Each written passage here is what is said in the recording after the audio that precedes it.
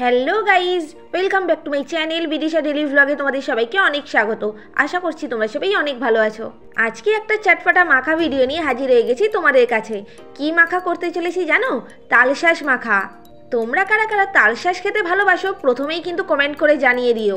আমি তো তালশাঁস খেতে খুবই ভালোবাসি, তাই ভাবলাম নতুন পদ্ধতিতে একটু তালশাঁস মাখা করা যাক। তোমরাও এই পদ্ধতিতে তালশাঁস মাখা করে খেয়ে দেখতে পারো, দারুণ খেতে লাগে, টকটক ঝালঝাল মিষ্টি মিষ্টি। পুরো ভিডিওটা তোমরা দেখতে থাকো, আশা করি তোমাদের ভালো লাগবে। তো চলো এবারে তালশাঁস মাখা শুরু করি। তালশাঁস মাখার জন্য কি কি লাগবে তোমাদেরকে বলে দিই। বিট লবণ, গুঁড়ো করা চিনি, তেঁতুল, লঙ্কা, শুকনো লঙ্কাকে পুড়িয়ে রেখেছি, গন্ধরাজ লেবুর পাতা, কাসুন্দি, জলজিরা, আর তার সাথে তো তালশাঁস লাগবেই। তালশাঁসটা যেহেতু বাজার থেকে কিনে আনা, সেই জন্য তালশাঁসটাকে প্রথমে কিন্তু জল দিয়ে ভালো করে ধুয়ে নিয়েছি। তারপরে একটা ছুরির সাহায্যে তালশাঁসের গা থেকে ভালো করে খোলাটাকে আমি ছাড়িয়ে নিয়েছি। তালশাঁসটা কিন্তু একেবারেই কচি ছিল, তোমরা দেখে হয়তো সেটা বুঝতেই পেরেছো। তালশাঁসগুলো তো হাতে রেখেই কাটছিলাম, তারপরে দেখি ছুরিটা অনেকটা ধার, সেই জন্য হাতে রেখে আর কাটিনি। যে কোনো ধরনের ফলের মাখা খেতে তোমরা কারা কারা ভালোবাসো অবশ্যই আমাকে কমেন্ট করে জানিও। এইসব চটপাটা ধরনের মাখা খেতে আমি তো খুবই ভালোবাসি। আঁকা শেখাতে গিয়েছিলাম, তো যাবার পথে দেখি প্রচুর পরিমাণে তালশাঁস বিক্রি হচ্ছে। যাবার সময় তো কিনে নিয়ে যাইনি, কিন্তু আসার পথে অনেক তালশাঁস কিনে এনেছিলাম। আমাদের এখানে তো প্রচুর পরিমাণে তালশাঁস বিক্রি হয়, এক একটা পিসের দাম 5 টাকা 7 টাকা, আবার কেউ কেউ তো 10 টাকাও দাম নেয়। আচ্ছা, তোমাদের ওখানেও কি এরকম ধরনেরই দাম নেয়? তাহলে আমাকে কমেন্ট করে জানিও তো। এবছর আমি প্রচুর পরিমাণে তালশাঁস খেয়েছি।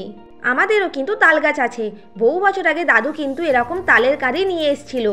আমরা তো ঠিকমতো তালশাঁসগুলোকে কেটে খেতেই পারিনি, তালশাঁসগুলো কিন্তু পুরোই নষ্ট হয়েছিল, সেই জন্য আর তালের কাঁদি পেরে আনা হয় না। তালশাঁস কাটার কিন্তু নিয়ম আছে, যারা তালশাঁস কাটে তারা কত সুন্দরভাবে কিন্তু কেটে দেয়, একটা তালশাঁসও কিন্তু ভেঙে যায় না। তালশাঁসটাকে টুকরো করে কেটে নিয়েছি, এর মধ্যে চিনির গুঁড়ো, বিট লবণ, গন্ধরাজ লেবুর পাতা, তেঁতুল গোলাটা দিয়ে ভালো করে মাখিয়ে নিয়েছি। তালশাঁসের মধ্যে একটুখানি কাসুন্দি ও জলজিরা দিয়ে মাখিয়ে নিলেই কিন্তু আমাদের তালশাঁস মাখা একেবারে রেডি। দুপুরে খাবার পর বা বিকালের দিকে এরকম চটপাটা ধরনের খাবার খেতে কিন্তু দারুণ লাগে, তাই না বলো? তালশাঁস মাখা তো তৈরি, তারপর একটা কাঁচের বাটিতে তালশাঁস মাখাটা তুলে নিয়ে পরিবেশন করলেও কিন্তু দেখতে খুব সুন্দর লাগে। আর হ্যাঁ, এর মধ্যে শুকনো লঙ্কাকে পুড়িয়ে আমি অল্প পরিমাণে মেখেছিলাম, যাতে খুব বেশি না ঝাল হয়ে যায়। আমি না কোনো খাবারের মধ্যে বেশি পরিমাণে ঝাল দিয়ে হা হা হু হু করতে করতে খেতে একদমই ভালোবাসি না। ঠিক যতটা পরিমাণে ঝাল দেওয়া উচিত ততটাই দিই। ভিডিওটা কেমন লাগলো কমেন্ট করে জানিও। এই ধরনের চটপাটা মাখা ভিডিও পেতে চাইলে অবশ্যই আমাকে কমেন্ট করে জানাবে। তালশাঁস মাখাটা খেতে কিন্তু দারুণ হয়েছে। আজকের মতো ভিডিও এতটাই। আমার চ্যানেলটা সাবস্ক্রাইব করে দিও, তার সাথে ভিডিওটা শেয়ার করে দিও। সবাই সুস্থ থেকো, ভালো থেকো, দেখা হচ্ছে পরের ভিডিওর সাথে নিয়ে। আজকের মতো টাটা।